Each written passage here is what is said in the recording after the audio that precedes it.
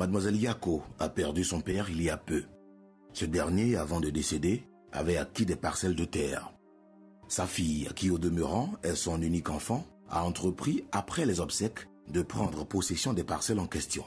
Projet auquel s'est farouchement opposée la grande famille, au motif que les femmes n'ont pas droit à l'héritage selon la coutume. Je suis M. Sramblé, le chef de famille, légitime et légal. Mon frère, il est mort. L'on ne l'a pas souhaité. C'est à moi que revient légalement tous ces biens. Je ne comprends pas. Et je ne peux jamais accepter parce que depuis que le monde a été créé, dans notre village, selon notre tradition, la femme n'occupe jamais l'héritage. Alors comment se fait-il qu'une petite fille de rien du tout va vouloir occuper le terrain de mon frère? Ça jamais. Ça jamais. Si vous la connaissez, dites-lui que ça jamais. Soit on va l'enterrer sur le terrain, ou bien elle va laisser sa peau. Nous, on n'accepte pas. Notre tradition ne le permet pas. Ce n'est pas elle qui va défier notre tradition. Ça, je ne veux pas l'accepter. Préoccupée par cette situation conflictuelle et déterminée à disposer des parcelles laissées par son père, Mademoiselle Yako souhaite savoir ce qu'il lui faut faire. Avant de mourir, mon papa m'a donné un terrain. Et je ne sais pas, après ces funérailles, j'ai essayé d'entamer les démarches pour pouvoir récupérer mon terrain. Mais les membres de la grande famille ne sont pas d'accord. Ils me persécutent, ils me brutalisent. Comme quoi, une femme n'a pas le droit d'hériter des biens de son père. Moi, je ne comprends pas, c'est une coutume. En tout cas, moi, je vais me battre pour pouvoir récupérer mon terrain parce que c'est mon terrain, il me revient de droit et nul n'a le droit de me l'enlever. En tout cas, je vais me battre pour avoir ce terrain-là. Ça, je le dis et je le ferai.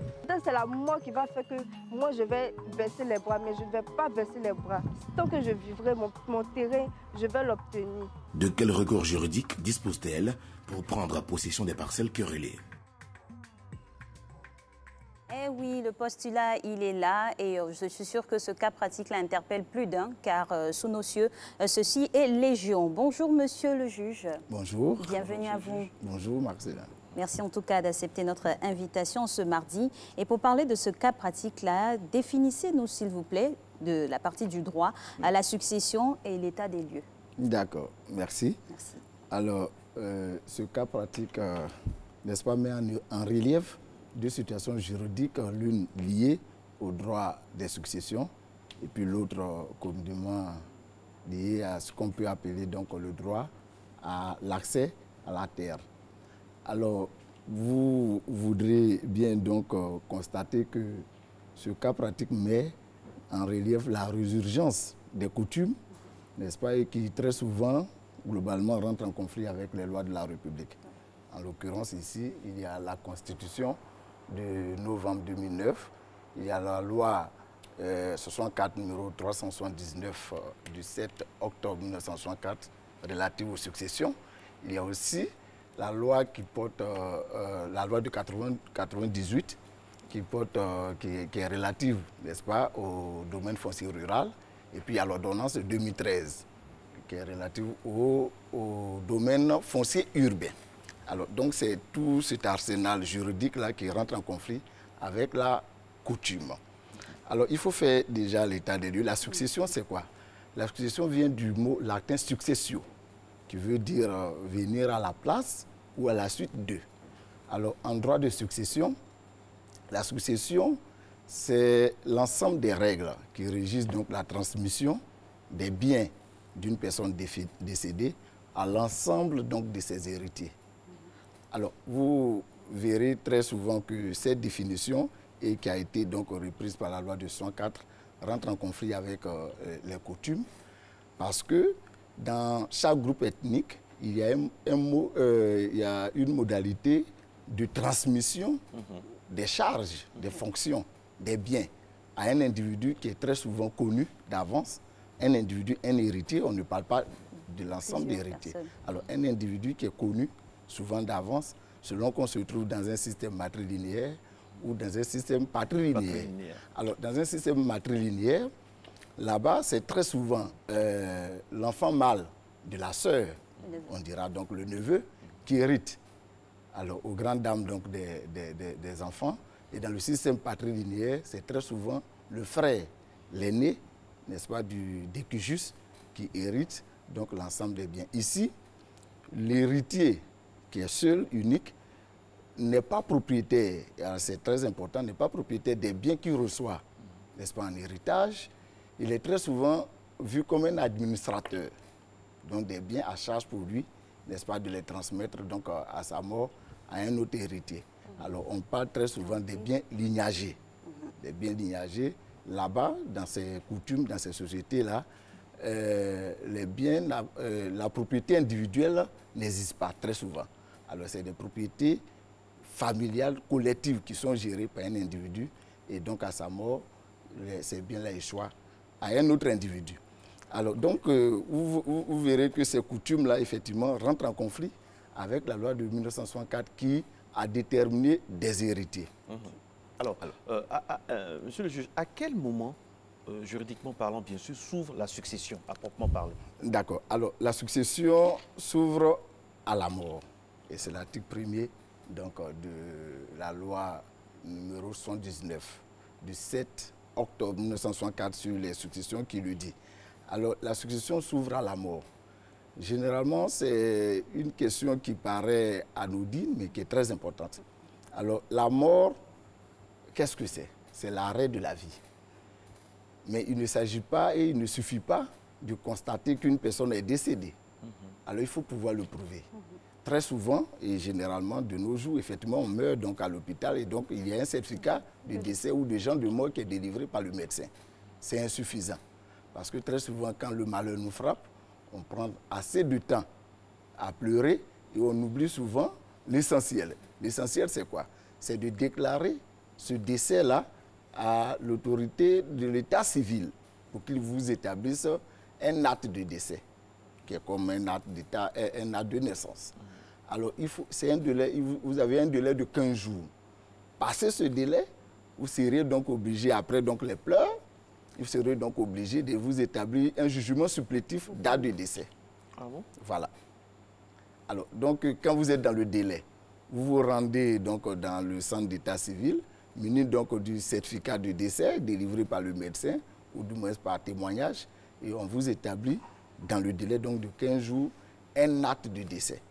Passé ce délai de 15 jours, vous venez donc au tribunal, toujours muni donc du certificat de décès ou de gens de mort, et vous vous rendez dans le lieu, soit à la mairie ou dans une sous-préfecture, selon qu'on est dans des localités rurales. À la sous-préfecture, on vous délivre un certificat de non-déclaration. Donc avec ce certificat, vous venez donc à la justice, on vous établit un jugement supplétif. Il faut rappeler qu'il faut, à cet effet, n'est-ce pas, la pièce d'identité de 2 témoins majeurs, ceux qui ont connu le défunt et qui peuvent témoigner effectivement qu'il est décédé.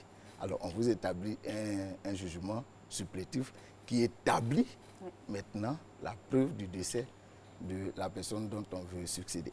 Donc après l'obtention de ces documents-là, la succession intervient à quel moment précisément? Alors, la succession s'ouvre, comme on le dit, au domicile, au dernier domicile, n'est-ce pas, bien entendu, du défunt. Alors, c'est une question très importante. Parce que le domicile, qu'est-ce que c'est? En droit, le domicile, c'est le lieu du principal établissement. Alors, définir ainsi, ça paraît bien simple. En pratique, c'est très, très, très complexe. Alors, je vous prends l'exemple donc d'un fonctionnaire qui est à Abidjan et qui, ma foi, est affecté à l'intérieur du pays, en bateau, par exemple.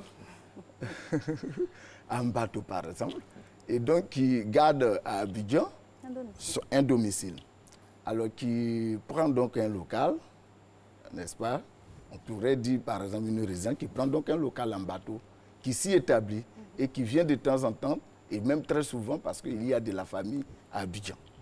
Et là-bas, il s'établit en bateau, il arrive donc à créer un champ, et souvent même à avoir une deuxième famille. Alors, il a la résidence ou le domicile de Mbato, il a la résidence ou le domicile d'Abidjan, et il passe pratiquement la moitié de son temps tant à Mbato qu'à Abidjan, et lorsqu'il décède, quel est le domicile? Alors, la jurisprudence a défini 2 critères. le critère matériel qui est le factum, alors qui est donc le lieu de l'établissement, mais on va rechercher le critère intentionnel qui est l'animus, l'intention qui voudrait donc rechercher à travers des éléments factuels l'intention donc du juste de fixer, n'est-ce pas, son lien affectif, n'est-ce pas, dans un des lieux donc, qui sera déterminé. Alors, je voudrais peut-être en parler, puisque c'est dans le domaine public. Il y a une réforme. Il y a une réforme sur la loi de la loi sur la succession qui est entamée par le garde des Sceaux, qu'il faut féliciter au passage parce qu'il nous donne du travail, puisqu'il met à notre disposition des rudiments qui s'adaptent, n'est-ce pas, au temps moderne. Et c'est très bon. Alors, donc, il y a une réforme qui est prévue dans ce sens qui permettra, enfin, si la loi est adoptée, qui permettra de régler souvent ces difficultés-là en prenant donc en compte, et il ajoute, la dernière résidence, au cas où on n'arrive pas à déterminer le domicile, parce que très souvent, et en pratique, ce n'est pas facile. Alors donc, cette réforme-là permettra donc au juge d'être bien à l'aise en tenant compte donc de la résidence, qui est totalement différente donc, du domicile. Ok. Alors l'intérêt, je vais ajouter l'intérêt de cette question, ça permet donc de déterminer le tribunal territorialement compétent. Puisque c'est ce tribunal-là qui permettra de régler pratiquement tous les problèmes liés donc à la succession. Très bien. Alors, monsieur le juge, comment et par quels moyens établit-on la qualité d'héritier? Alors, merci. C'est aussi très important. Je constate que vous posez des questions vraiment très pertinentes. Merci. Alors, il ne s'agit pas de dire qu'on est issu d'eux. Il faut le prouver et il faut l'établir donc par la qualité. En droit processuel, il y a deux types d'actions. S'agissant donc de la qualité à démontrer, il y a ce qu'on appelle les actions attitrées et puis les actions ordinaires. Les actions attitrées sont celles dont la qualité doit être justifiée par un titre ou une habilitation en vertu de laquelle on veut réclamer un droit. Exemple. Exemple, l'action en divorce. Alors, si vous voulez intenter une action en divorce, si vous êtes marié, que moi je veux intenter une action en divorce, vous comprendrez qu'on me déclarera irrecevable pour défaut de qualité. Parce qu'on va me demander de produire là de mariage et puis mon nom ne figure pas. Voilà. Alors, si je veux faire une action en partage, on va me demander, par exemple, on va me demander la qualité d'héritier. Alors, qu'est-ce qui établit donc cette qualité? Alors, la loi de 1964, donc, qui est en vigueur actuellement, jusqu'à preuve du contraire, en son article 46, dit que la succession, l'acceptation de la succession peut être tacite ou expresse. Elle est expresse lorsqu'on prend un titre ou on prend la qualité d'héritier. Et ce titre-là peut être un acte authentique ou un acte privé. Alors, dans notre droit actuel, ce titre-là, c'est l'acte de notoriété qui est établi par notaire ou l'acte d'hérédité. Alors, l'acte d'hérédité, qu'est-ce que c'est? C'est l'acte qui constate donc la qualité d'héritier d'un défunt. Comment s'établit cet acte-là? Alors, il faut donc, comme je l'ai dit, il faut produire l'acte de décès, produire l'extrait d'acte de naissance de tous les enfants connus. J'insiste sur tous les enfants connus. Il peut arriver où, bien évidemment, on peut avoir, le décujus peut avoir des enfants cachés. C'est pour ça que j'insiste. Connu, légitime ou illégitime? Né hors mariage, illégitime, comme vous l'avez dit, mais tous les enfants reconnus, dont la filiation est établie à l'égard donc du décujus. Alors il faut produire donc tous ces extraits d'acte de naissance, produire la photocopie de la pièce d'identité de deux témoins majeurs et puis la photocopie de la pièce d'identité du requérant. Alors vous rendre au tribunal premier instance ou à la section détachée et puis donc faire établir. Alors aujourd'hui, il y a que selon qu'on se retrouve dans une juridiction, ce acte s'établit par jugement ou dans d'autres par ordonnance.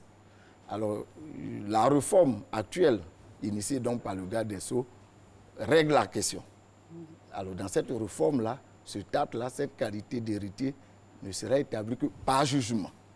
Je pense que c'est très important de le souligner. C'est très important, surtout pour les femmes qui de plus en plus en milieu rural sont dépossédées. Tout à fait. Oui, tout à fait. Et donc, vous partez donc au tribunal vous établissez votre qualité d'héritier par jugement et vous aurez donc un jugement d'hérédité.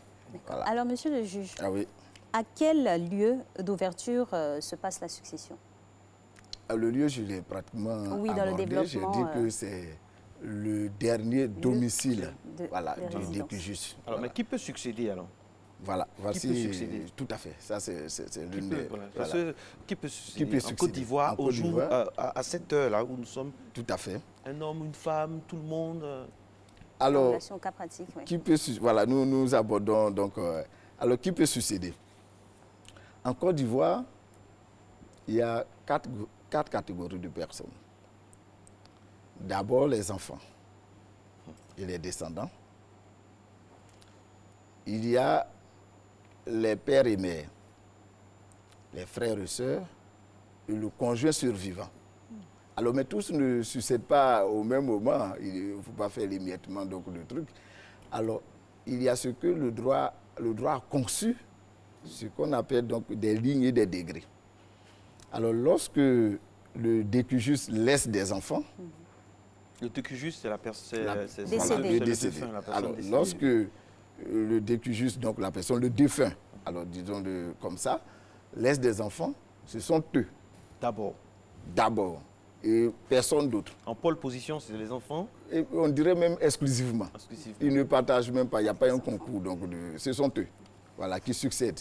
Alors, c'est l'article 22 qui le dit. Les enfants ou les descendants succèdent à leur père et mère ou ailleurs, sans distinction, et c'est très important de le noter, sans distinction de sexe. Okay, voilà, ou de primogéniture. C'est quoi? Alors, ça veut dire que si entre nous les héritiers, il y en a un qui est âgé de 99 ans et l'autre qui est âgé d'un jour, ils ont les mêmes droits. Les mêmes droits. Okay. Voilà, il n'y a pas, comme dans les coutumes, le grand frère qui vient donc s'accaparer, ou les garçons. Ça, c'est ce que le droit dit. C'est ce que le droit dit. On va récapituler, c'est très important pour ceux qui nous suivent. Il y a les enfants. Les enfants. En exclusivité. En exclusivité. Ensuite, au cas où il n'y a pas d'enfants, il y a les frères et sœurs et les pères et mères. Ensuite, il y a le conjoint survivant. Le conjoint survivant vient en troisième. Lorsqu'il n'y a pas de... C'est pas frustrant. Voilà, et je le dis, la réforme actuelle fait gagner le conjoint survivant en un bon... De combien de points? Qualitatif, on pourrait même dire de plus de 100 points. D'accord. C'est-à-dire, avec la réforme actuelle, le conjoint vient à quel niveau maintenant? Le conjoint survivant vient pratiquement au niveau des enfants. Ça veut dire... Alors si... il y a du bon travail au niveau du ministère de la Justice. Oui, mais bien sûr, le conjoint survivant s'entend aussi de l'homme. S'entend aussi de l'homme. Voilà, donc nous nous réjouissons également. C'est pour le couple. Merci pour la Alors, donc, lorsque une personne viendra à décéder, selon donc, la réforme initiée par le garde des Sceaux, lorsqu'il a laissé donc, des enfants, alors, le conjoint survivant vient à succéder au quart.